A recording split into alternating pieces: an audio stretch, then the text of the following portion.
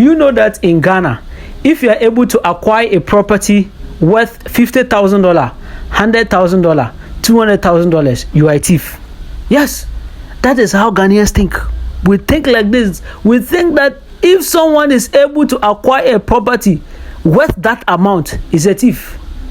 And it comes in various ways. We either think that that person is a politician and he passed through ridiculous means to get that money.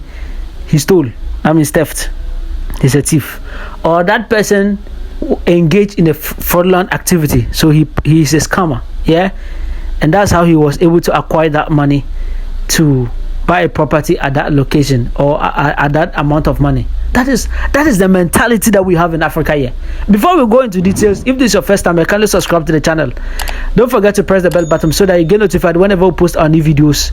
If you also want me to make a video of any location in Ghana, just check in the description of the video. You get my number, they reach me. I'll go and make a video.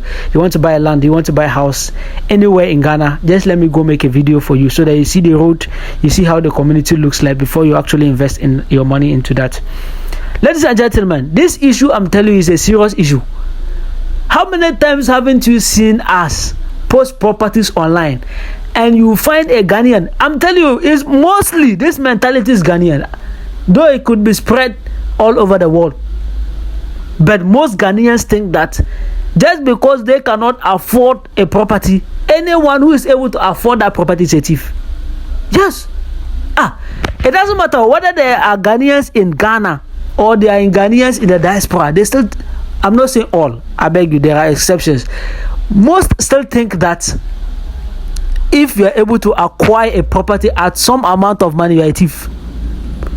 You find someone post a property that is worth, let's say, $10,000 or $20,000. Recently, a lady posted a property that they are selling a piece of land, $2,000 in one of the most sought locations, and you find people come and attack the young lady.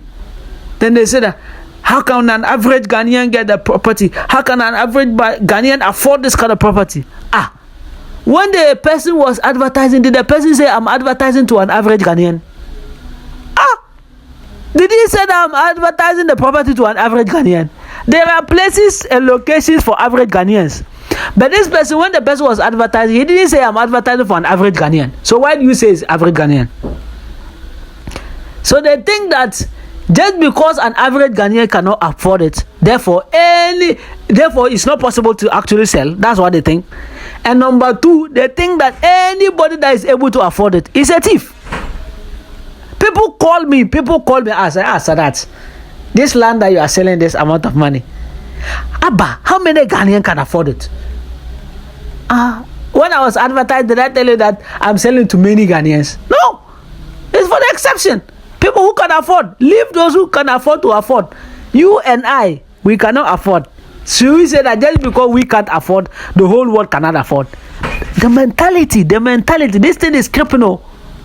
Hey, when elephants are fighting, you and ants, you want to also go and put your mouth inside. People who are rich, they are buying properties, $150,000, $200,000. They are buying houses. Just because you and I, we are ants, we can't afford that we can't afford that property. Therefore, we think that it's not possible for the person to buy. It's ridiculous. Or we think that anyone that is able to acquire such a property is either involved in a fraudulent activity or is a thief. This is one of a serious issue, I'm telling you. So it was in that light that I started making videos. And I make videos and I do edits. So I started with East Legon Hills. And I was making videos showing the kind of properties that are those locations. Most of those properties are owned by Ghanaians. You think that there's people from Europe? No. Most are owned by Ghanaians.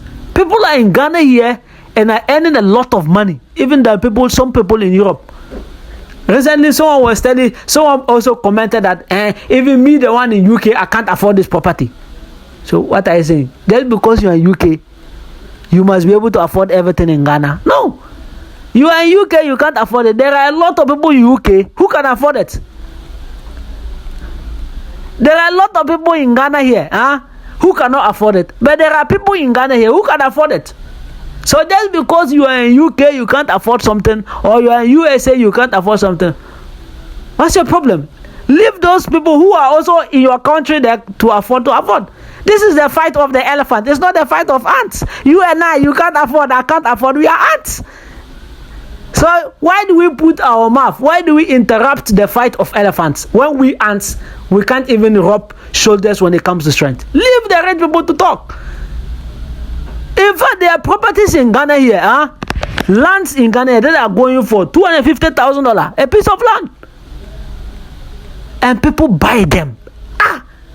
Until you enter, see, few months ago, I advertised a piece of land. It is 4 plots of land. That's like 1 acre, fenced in Ajingano. Do you know how much they were selling a plot out? I didn't put the price out. Because when I put price, somebody will just come and make a comment that an average Ghanaian can afford. Therefore, you shouldn't advertise it, or you shouldn't talk about it. Please. It's not everything they put online that is for average Ghanaian. There are things for average Ghanaian, things that are not for average Ghanaian. They were selling a plot of land at that Ajingano, $250,000.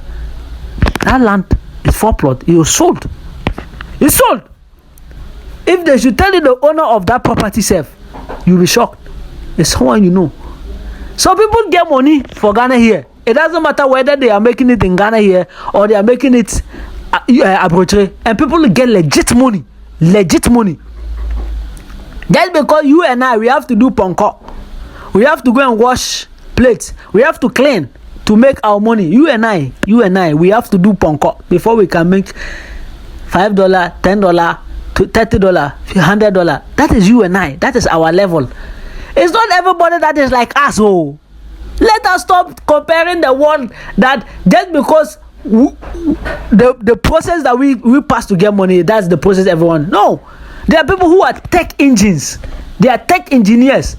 The person's monthly salary, some people are in Ghana here or Europe and they're earning $100,000 a month, $200,000 a month. Someone is a content creator. Just one video he posted, he can make $10,000. Just one video he posts. You $10,000. You and I, we wash plates. We wash plates for 2 years before we can save $10,000.